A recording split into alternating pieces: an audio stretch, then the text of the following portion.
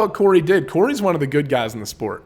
Immediately goes out, calls out Merab, says he would feel slimy if he did that right. I feel like 135 is a division full of mostly good guys. You got a lot of good guys in there. Could you imagine Colby Covington coming out and saying, man, that was a great performance. Like, or after he gets it, let's say he just picks up a win. He's like, Bilal Muhammad, though, has been streaking through the division. I really think that he should get a title shot before me. I'm going to go fight like Shavkat Rakhmonov. I'm going to fight one of these guys and earn it. I don't want to shy away from challenges. There's your personality differences between Corey and Colby. But the problem is that they both work. And Colby's style and that like, fuck you, everything's mine, that kind of selfish mentality that he has sells pay-per-views, you know? So there are situations where I think in this one, like where Corey, though, the reason he can get away with being a nice guy and doing call-outs like that is because he's backing it up with his fights. He's fighting a lot. He's fighting the top guys. He's making himself undeniable, right?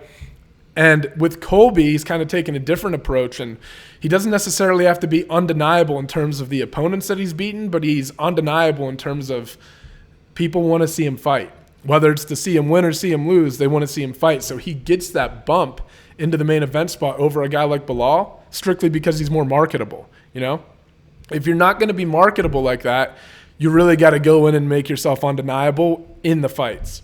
You got to wipe out the division and leave no doubt that there are guys coming up that could beat you, you know?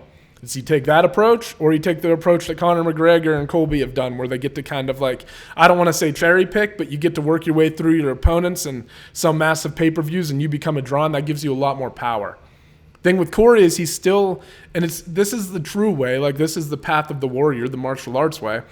He's got to keep performing at a high level to keep interest on him because of his personality. That's not a bad thing. That's probably the way it should be, but his success and his ability to sell pay-per-views and get title shots and stuff like that is going to come strictly because of his performances, which, again, I'm a purist. That's what I like. I like the shit talking too. It makes it fun. But the reality is that it's a business. Winning fights sells, but running your mouth and being loud and being a personality sells a little bit more. So it gets you away with, you know, skipping the line sometimes. I think that's why Chael Sonnen, when he says, I don't know what guys are doing out there, going out there thanking this person, thanking that, go out there, call somebody out. Thing is, it's not everybody's personality, right? Not everybody's going to do that. But the ones who are willing to do that are rewarded a little bit more. So, yeah. Anyway, it's just interesting to see how there's different people in those divisions, right? Like how they handle it. Like, you know, if Colby was at 135 and in Sandhagen's shoes, he'd be like, man, fuck Merab. If Merab's going to sit around all day and wait for his friend, I'm going to fight for the title next. That's what he would do.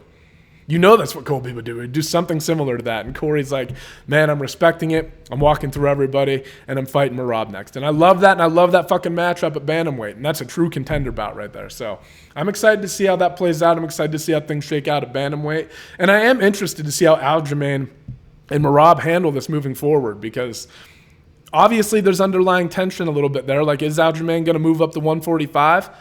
It feels like that's kind of the only way, especially if Merab goes out and beats Sandhagen or something like that, and he's the only one left. Something's got to give there, whether it's moving up for Aljamain, whether it's relinquishing the belt, whether they decide to fight. I mean, I don't know, man. We'll see how things shake out, but I would hope that there aren't a lot of friendships in MMA. This happens throughout the years too. You can track it over history. They get broken up because of stuff like this. Guys move camps. Guys, like they do all kinds of stuff because they all have a similar goal in mind.